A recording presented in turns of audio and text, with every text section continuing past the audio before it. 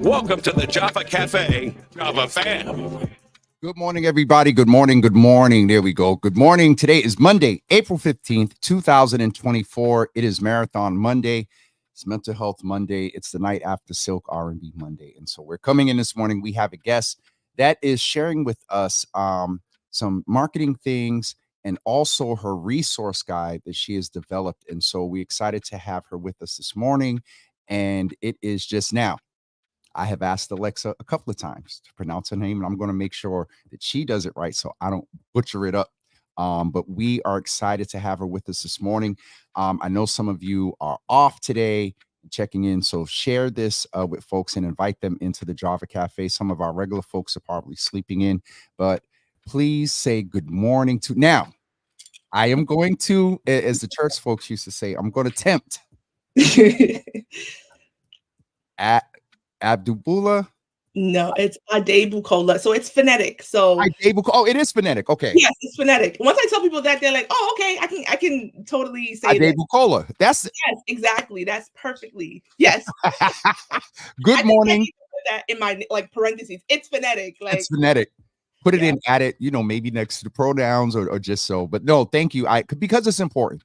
It is important that we say names correctly. And so I'm curious, since we spent a couple of seconds there, what is it? Well, first say hello, greet the folks, and then I want to know the origin of your name and what it means. Yes. Hey, everybody. My name is Adebukola. I am from Boston, a Boston native, and currently have a digital marketing agency. I teach marketing at Northeastern University. And also have a resource platform I'm excited to share with you all today. And the origin of my name is Yoruba. So I have Nigerian roots. So my parents are Nigerian. I'm Nigerian American. And my name means my crown is a blessing. Now, the interesting part about my name is that Ade is not really my name. It's just a title. It means like prince or princess. My actual name is Bukola. So my name has segmented parts. So it's not only phonetically spelled, it's segmented out in the phonetics. No, I'm messing yes. But no, okay. So, all right, we're going to go a little different way because when you said you're Nigerian, about a month and a half ago, we had a very popular Nigerian come to Boston. And there was a whole lot of hoopla about his. So, my days. There's a little bit of marketing there, but maybe we'll save that for the end just to get your thoughts on all of that. And so, tell us about your journey. I love your energy. Tell us how you wound up in this space as a Black woman. And I think it's so apropos right now with all that's going on to control our narratives, marketing. We know that he used to occupy the White House, is a marketing, but you got to give him credit from a professional standpoint. Absolutely. A marketing genius, which anyway. And so tell us a little bit about your journey. Yeah, so it's a long journey, right? But to condense the journey, when I was in college, I went to a Harvard University summit. It was the I Am Too Harvard movement. And so many students college students across the country had the I Am Too movement because of racism they were experiencing on campus. When I was there, I met up with a Huffington Post writer. So this is in the era of Black Lives Matter, when Mike Brown and Trayvon Martin were killed. And I was like, sure, I'd love to write. So I went back to school, I wrote up something about Ferguson, and it went out into the world. They edited it, they published it. And then all of a sudden I started getting phone calls and, text messages, right? This is like over 10 years ago, right? So it's not the virality that we experience today. I didn't even know what the word viral meant. I'm like, like, what happened with that? My school administration is calling me in because I mentioned them in it and it was bad press for them. I didn't understand what press meant, marketing meant, viral meant. And so that was the beginning of my journey. And while I was in college, I studied political science and Africana studies. So I'm very, Black power to the core. Oh, so you got Americana studies and politics and you're a writer? Oh, yeah. We need to make sure protect Black women. Go ahead. Amen.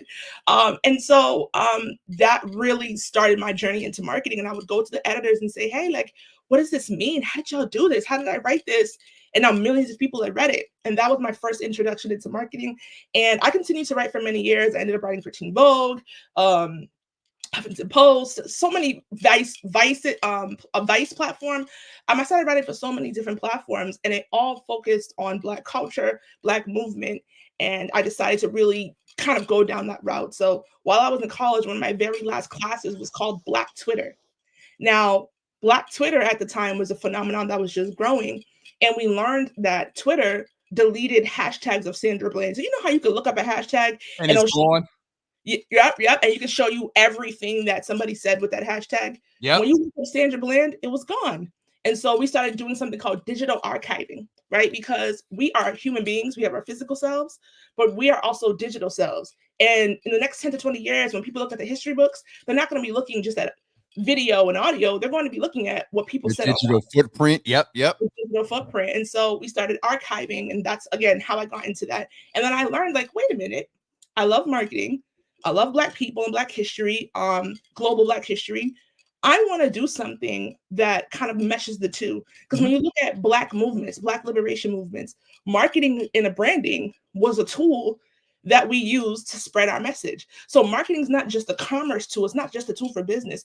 It's a tool for liberation. And in fact, businesses and white supremacy have actually used our methods of marketing. So when people tell me so-and-so is a marketing genius, I'm like, well, actually, doing that. Go ahead. We've been doing that. But go ahead. Where's your coffee? Because you need to take a sip. I don't even drink coffee. Okay. I'm just reading on demand. You need to sip something, because when we say something shady, we just listen. So when people tell me so-and-so is a marketing genius, and all these white people, do all these things, that's coming from white supremacy. And in fact, sometimes the methods that they use are marketing tactics that we created to reach our people. So when we think about the Black Panther Party, when they started the free, food program, the United States all of a sudden said, oh, now we're going to feed everybody for free. That came from us. You took that tactic from us because it was, in a way, a marketing tool to get more kids to school. Right. So everything we do is marketing. And I believe everyone's a marketer. I don't think it's just a business thing. And so I kind of started to mesh the two and said, hey, I want to do more around Black people and liberation and marketing, and how we can actually market ourselves to freedom, making sure that every young Black person in America understands that they're beautiful, that they're valuable. Right. Because representation matters. And because social is such a strong pull on how people believe in themselves or look at themselves, I really wanted to delve deep into that space.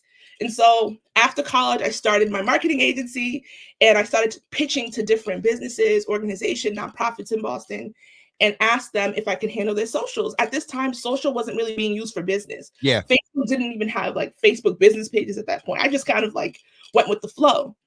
However, I realized that I didn't know everything about marketing, right? I was DIYing it, right? And so I said, you know what? I want to give my clients more. I want to know what I'm saying. I believe a client asked me a question. I'm one of those people. I'm honest. I told him, I don't know what you're talking about. And he's like, oh, okay, wow. Like, I'm surprised as a marketer, you don't understand this. Mm-hmm. And I said, all right, it's time to go back to school, right? So when people debate about school and, experience, at the end of the day, it doesn't matter if you get experience. You still have to get an education. You don't have to go to a formal white institution to get an education, but you still got to get educated on what it is that you're an expert in, right? You still have to be a student of the game. And so I went to Northeastern University, and I said, okay, I don't have any money for school, but I also want to do anything I do moving forward has to be in service of Black people. Lo and behold, Northeastern has the John D. O'Brien African American Institute, right? So I'm like, there is no better place to get an education than here. Go into the building, I talked to Dr. OB, I fill out their application for the Martin Luther King Fellowship. I got it. And so therefore I got a free master's education in marketing. Again, all of the work that I've done has been rooted in Blacklist. My education was paid for by Black people. So I'm just all about that. Again, my journey continued after I graduated during the pandemic. I went back to Northeastern to teach in the same department that I just graduated from, bringing my expertise around multicultural marketing, how to reach out to audiences that are just non-white, right? Everybody doesn't receive the same messages the same way. And so that's kind of the work that I'm doing today. And then, right? I know, it's crazy. You're good.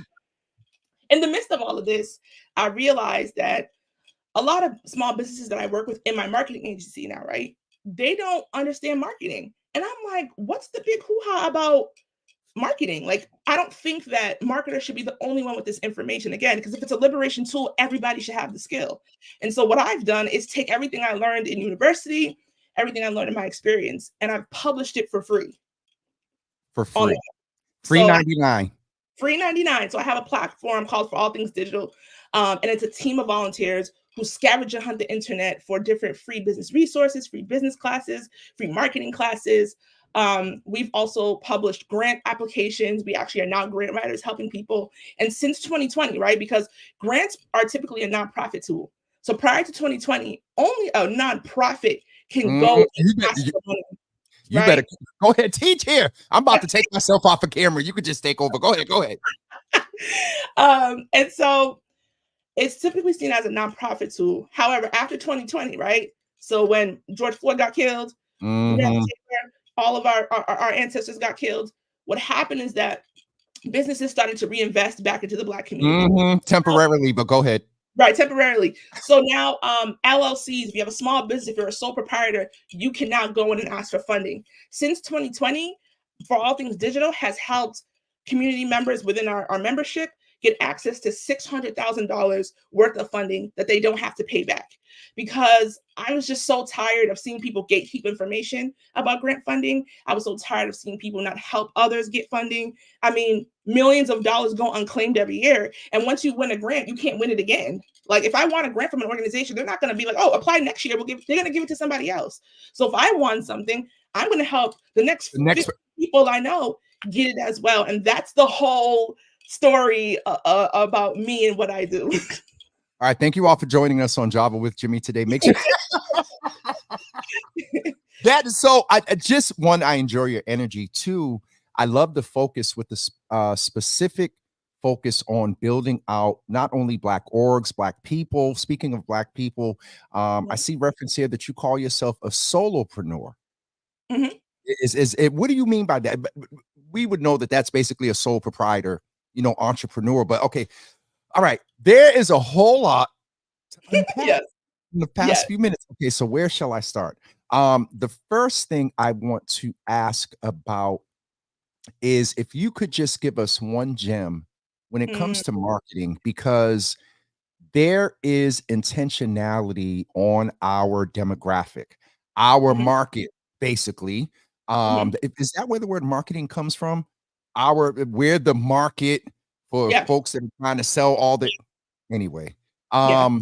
What is one lens or one tool that will help people say, like me, we don't teach media literacy anymore like we used to, and especially during the pandemic and all this, false information and the Q people and all this other stuff.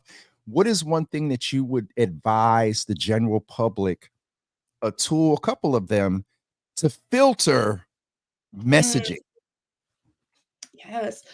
Oh, that's a really good one. I definitely think media literacy is very important, and it starts from home. It's in the schools. I think media literacy needs to be reinforced. Media literacy needs its own marketing plan, right? How do we get this information out? You want to do look. You want to do one? Go ahead. Sorry. No, listen, we need to, and it's funny because I worked for an organization called Bigger Than My Block. It's now disseminated. Yes.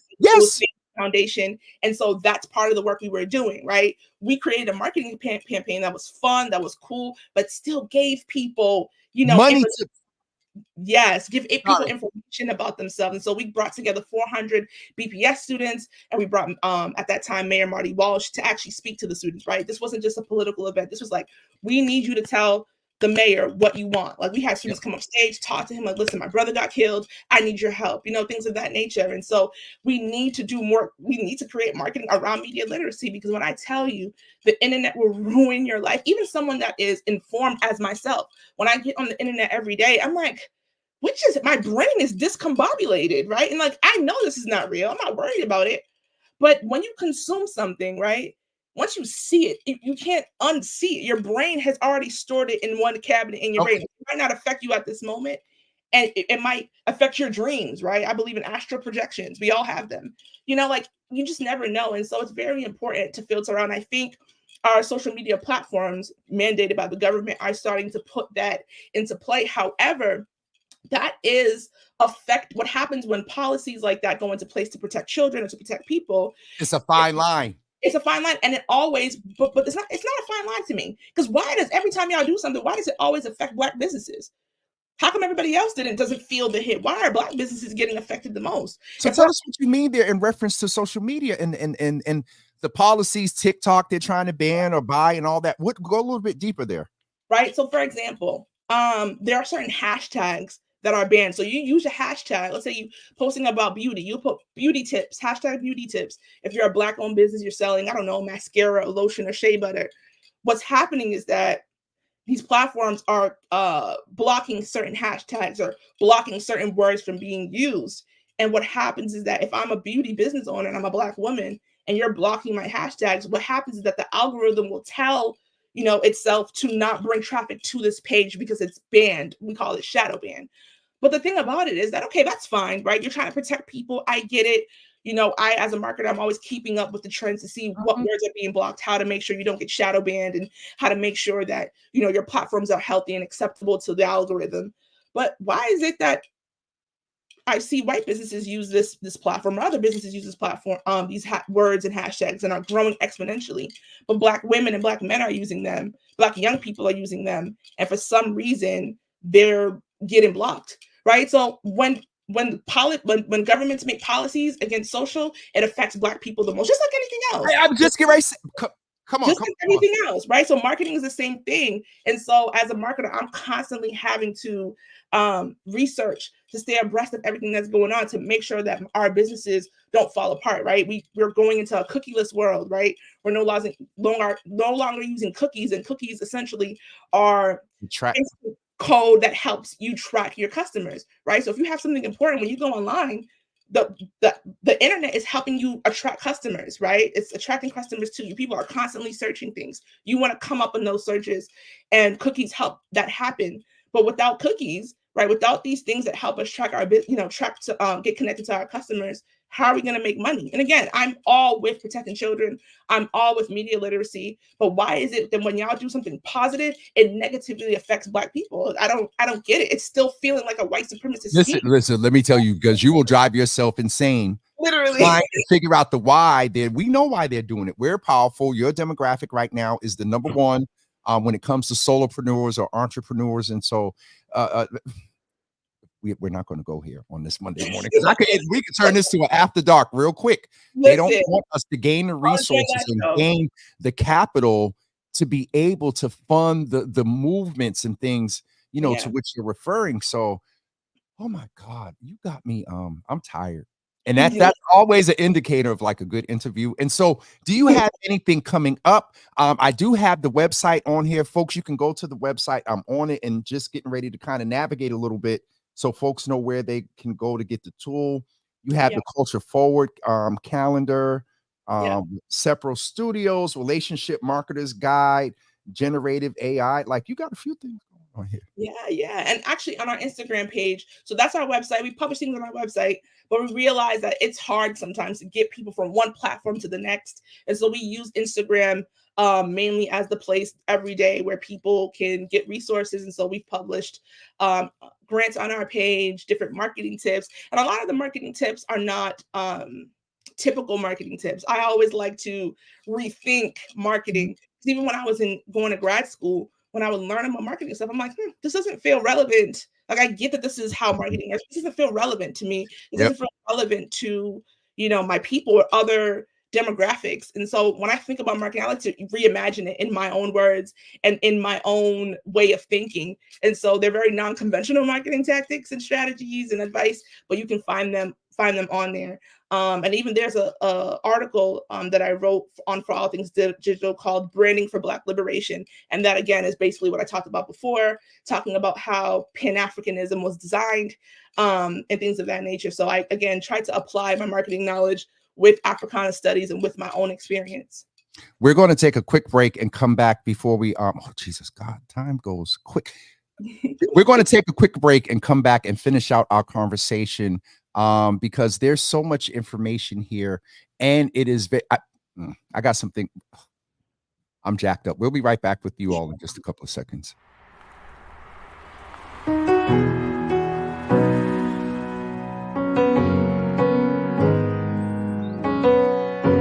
I'm a very sensitive person, and I feel the pain of my people.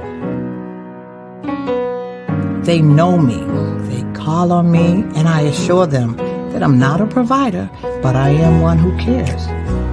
I always say to them, well, it's better to know than not to know, because if you know, you can do something about it.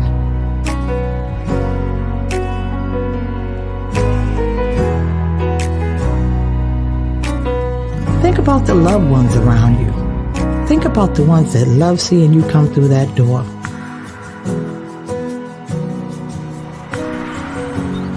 Take the step and get tested. That's it. Save lives and get screened for colon cancer. For more information, visit boston.gov/cancer. Ladies and gentlemen, we are back with the just wonderful, effervescent, knowledgeable, energetic, inspiring. I'm gonna do it again. Adebukola. Adebukola. And actually, I learned that the name is Bukola. Yeah, that's just trying to show a little bit that I learned something and I was listening. And so as we get ready to wrap up, what do you have going on? Folks, don't forget, you can go to the website and get some of the digital products. I know you had the opportunity to correspond with Anissa that does that as well. I really appreciate both of you as Black women that are taking your research and knowledge and you're putting free products out there, because it is needed. The whole piece around marketing is a form of liberation. I mean, that just, on the other side, everyone's using it. They're bombarding media. They're constantly with their negative messaging. And like you said, it goes in, and some of us know how to filter and put it in the trash. Sometimes you got to take the trash out. And so what do you have coming on? Because you don't got me started. Oh my goodness. What's coming up for all things digital? This is an exclusive. So again, an exclusive. Yeah. So we get excited when people say exclusive. Go ahead. Y'all hearing it here first. Go ahead.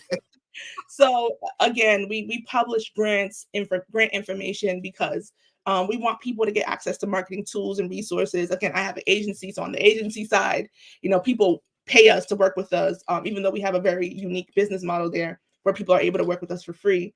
But again, although we were able to help people get $600,000 worth of funding, there are so many of our specific community members who still have not received any funding at all over the past few years, despite working very hard, despite being, funding ready and things of that nature. And so I am collaborating with another organization to build a fund, $100,000 fund, and grant and pitch competition ourselves, right? So I'm very big on helping people get access to funds, but I've never given away any funds. And I believe that I am well poised to be able to find talent, to find different businesses that deserve it, because unfortunately, just like a lot of other things, yeah, I got you. The grant funding application process can be very inaccessible to a lot of our business owners. So when we talk about solopreneurship, the vast majority of Black businesses are solopreneurs, meaning that they're not sole proprietors, they're actual entrepreneurs that are running a business that should have 10 employees by themselves. That is not how we're going to get to millions. You cannot be a millionaire by yourself. Like you just can't. The numbers don't lie. You just can't, right? We do find anomalies in our community, right? So even on Instagram, I follow a lot of well-to-do people. So I have this idea that, Black people have made it. No, we haven't. There are still so many of us that need to get access to wealth, and we need to do it collectively, right? And that's kind of the type of time I want. I want everybody to win. I don't want to just be the only millionaire. Like I don't want to be the only one that can get themselves to the next tax bracket. What am I doing there? Like we all need to support one another. And people always tell you, it's lonely at the top. Well, it shouldn't be lonely at the top. Actually, that's because you're up there trying to kick everybody else down while you're trying to, right? Like actually, I don't even know what the top is. I'm not there yet. But from where I'm at, it's gotten bigger. It's gotten more crowded because there's so many people that want help, and I'm willing to give it to them. So when people say, it's lonely at the top, I'm like, where? How did that happen for you? Because again, the only way we get free is if we do it collectively. And so I'm excited to be building this fund. I cannot wait to at least announce. It hasn't been confirmed yet. The funder, it's a great organization. And I'm excited to give this specifically to the For All Things Digital community and the community that we're partnering with. Because again, a lot of our community members come to our page every day. I mean, get thousands and thousands of people, and they've never got access to funding. And that is a shame. There's a lot of money to go around to help build our businesses, especially businesses that really, really deserve it. And so I'm really excited about that. All right. So do we get the information on the website? Yeah. Okay. So you all need go ahead. on Instagram. You can follow our newsletter. We have a newsletter that drops every Monday at 9 a.m. unequivocally every year, every week of the year. And that's actually our premium product, the platform. We have 10,000 subscribers. People read it every day. We put exclusive things in there. Everything we put in the newsletter is typically free, right? So if it's a course, if it's a business advisement, like right. But if you're charging money or tickets for something, then we need to figure out some sort of sliding fee. Yes. If I ever post anything that's a ticketed event, we always do giveaways. We always make sure one person from our community can go out. We've flown people to LA, to New York, to attend, Forbes Summit, to attend the Revolt Summit, to attend Essence Festival. And so Boss Women Media Summit, like we send our community members everywhere, and we partner with these organizations to give free tickets. CultureCon, we've sent people to CultureCon for free. And so definitely stay tuned on our socials. And you'll find everything there and all the announcements, but definitely subscribe to our newsletter. You can find that in the link in our bio for the free resources every week. Last week, we published Google is doing small business advisors. So if you've been using Google Analytics, there's no better place to get advice about Google than from Google employees. And they're offering free sessions. Chase is offering free sessions for people to learn about business. And so, as marketers, I have expertise, but I can guarantee you Facebook, Instagram, the people that work there probably know more about what's going on over there than me, right? And so I always try to make sure our businesses get connected directly to them. It's so interesting because I think during the pandemic was really but prior to that, with the evolution of podcasting, people can now customize their media. And it is so interesting that you're doing this. And because in a couple of years, legacy and mainstream media, the way it is now, you seen the article that dropped last week about public radio, the two stations here in Boston that might need to consider merging because they have the same market. Yeah. But then there's also folks like you and I with their attempts to silence and mute our voices, because when you have hosts like us with life experience, we need to figure out some sort of maybe either Anissa, some quarterly, some quarterly, something check-in, what do we call it? All things digital or all things Java digital. I don't know, but because the purpose of this platform, similar to you, is to share information. And a lot of times, I'm community focused, but we have entrepreneurs that are part of our community. We have entrepreneurs and solopreneurs that, like, when I got unrestricted in 20 and 21, when I had a little extra money, I was doing the same thing, not in grants, but sponsoring, getting $2,000, $2,500 worth of gift cards, giving them out. And so we begin to fund the work, going back to that Black Panther model. We fund the work in ourselves. And so woman, with all due respect, this mentality is really needed, and with the intentionality of preparing. And I've been saying this and I can't let it go. The full impact of COVID on our community, seen an article the other day, inflation is still going. Our young people that were in elementary school a couple of years ago, they're now hitting middle school where, the hormones are coming. They don't have the social. And so we're going to need folks like us to be able to fund the woman that wants to go volunteer at the school, but we need to make sure she has, yarn for crocheting with the girls and the boys, construction equipment for the girls and the boys. You know what I'm saying? So, payment for her labor. Yeah. And pay her. Uh-oh.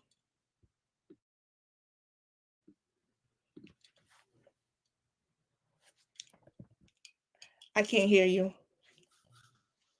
Oh, I must have got excited and hit something and shoot. It's because this is real. It's just really real. And you got me and listen, and pay her. And Obi said, and pay him. We working on something else. Yeah, we can't forget the brothers now. Not for sure. We need our kings. Jesus Lord, I think I got everything back. I'm not going to try to mess with these cameras again, but let's see what happens. Okay, I think we're good. All right. So, as the old folks used to say, it ain't nothing but the devil. No, I'm messing. We just need to upgrade. You talk about for digital. Look. I don't need to apply. I just need to go and show you the last 20 seconds of the video. No, I'm messing.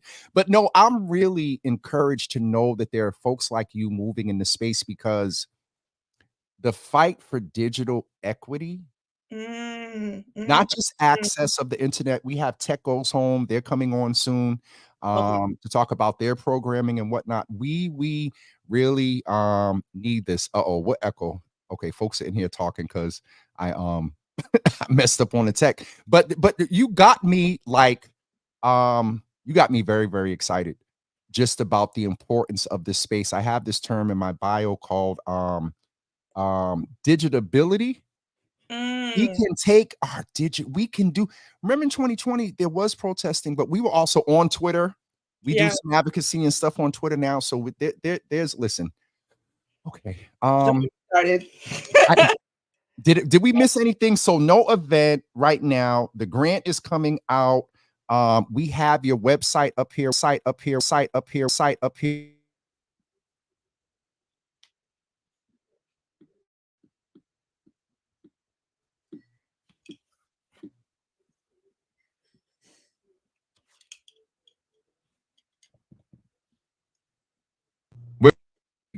I can hear you now. Yeah. I know you can hear me now. We're going to upgrade. I'm going to get you off of here before I take this laptop, and then I'm going to have to write a grant to get a whole new laptop. I don't know what's going on over here, but thank you so much for being with us today. You all make sure you go and follow for all things digital on social media. Also go to the website. We have folks in the comments from Boston While Black say, hey, our sister Karita is in also. Stop that. My nephew is on here. He's a podcaster. You know the frustration. I'm the frustration. I'm the frustration. I'm the frustration.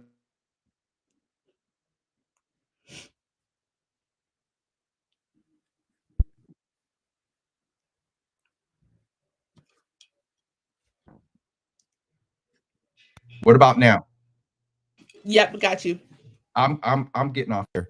Have a wonderful you have a wonderful day, and we'll check in and we'll get the upgrade and get you to come back. And they over here talk about DJ. Does it really sound that bad? Get off of here, sis. And we'll talk to you soon. Blessings. Thank you for having me. Thank you, sister. Thank you so much. Peace. I don't know what that is, y'all, but I'm getting off of here because y'all know when tech starts acting up, I get frustrated and aggravated. But that's just reason that, if you would like to donate to Java with Jimmy, go to no, sir. We're getting off of here. Thank you all so much for being with us this morning. Tomorrow, we have a great lineup for you this week. We're talking about advocacy. And I also wanted to mention to you that tomorrow morning, we have the opportunity to speak with two brothers that have been in the Java Cafe before. I believe James has been with us before. Barry Reeves is going to come and talk with us about a lot that's going on in the green and blue space, not only digital. By green and blue space, I mean where there are green jobs, where there are jobs where they're doing work on the water for climate change, and where they're, green buildings. And we need to make sure that we have that information because it's very lucrative. There's also James Mackey, who is coming in at 9:30 and talking about the Raise the Age work that's going on. He and his organization, I believe he works at More Than Words. They're working to raise the age for young people that may be arrested for different type of crimes. And we've been pushing for some years. I remember when I was a direct service worker, I think we got things to either 21 or 24. They recently, I think, did something to 24. So come and learn more tomorrow about that at 9:30 a.m. And then on Wednesday, I have the wonderful opportunity with speaking with my sister Helena and also Conan Harris about the event they have coming up. The hospitality industry and a few industries in this city, there's a lot of turnover. And so they're having like a resource and a job fair for folks to come out to on April 30th. And then on Thursday, we have the opportunity, 420's coming. And so on 4/18, we're going to speak again with the acting chair of the Cannabis Control Commission, Ava Calendar Concepcion. And then also again in the 9:30 hour, we're going to speak to the president and CEO of the Boston Arts Academy about the scholarships that they are giving out and also some fundraising they're doing to get finances and resources to our young people. So yes, right now it's working. And as soon as Belinda, don't you start. I'm getting off of here. And we will see you guys tomorrow morning at 9 a.m. Have a great day, everybody. And I think that's it. We'll talk about, I don't have a day solo this week. So next week, we'll talk about some things. Also, stay tuned. Major drop tomorrow around our influence. And we'll leave that there. Everybody have a wonderful day. And we'll see you guys tomorrow at 9 a.m. with Barry and also James Mackey. Peace, everyone.